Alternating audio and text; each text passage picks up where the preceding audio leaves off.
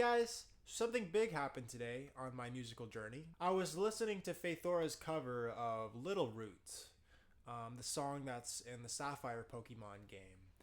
And I really enjoyed listening to her voice, and her piano playing skills were insane. When I took a shower, I made a discovery. I tried singing the melody notes or the scale degrees of the song that she played.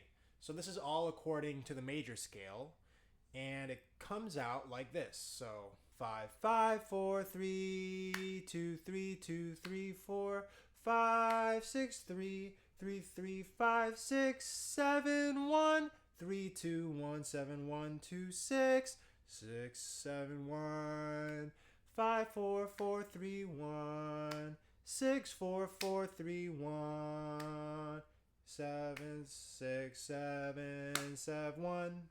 This is coming from my memory, so it might be a little bit inaccurate, but the gist of the melody is there. So here's something I want you to know. I don't want you to be intimidated by these numbers.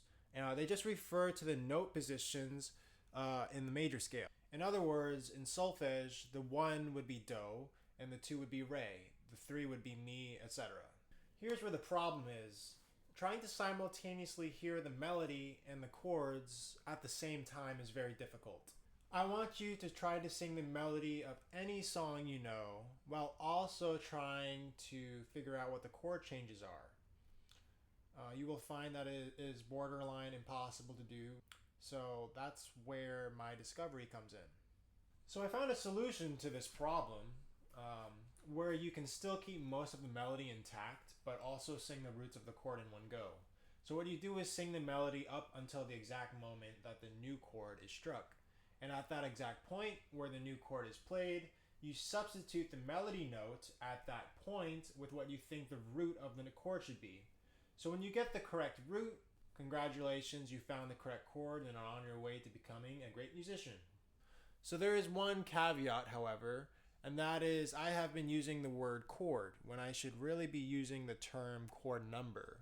Chord is a specific set of notes. So like in a C chord, for example, you have the notes C, E, G. Those are very defined pitches.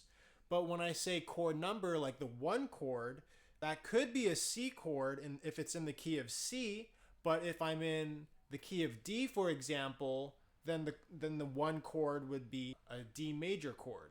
So the chord number is just a more generic way to talk about any chord in any key. If you have the correct chord numbers to play a song, it may not be in the original key of the song, but it will still sound the same because the intervallic distance between each chord is the same. Moreover, it is easy to find the actual key of the song. All you have to do is just use solfege to find where the tonic lies. So the tonic is just another word for the first degree in the key. It's the most resolved note or chord in a key.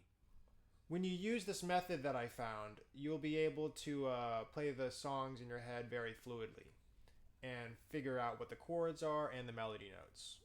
The neat thing about this discovery is you don't need to listen to the music in real time to determine what the melody notes and the chords are.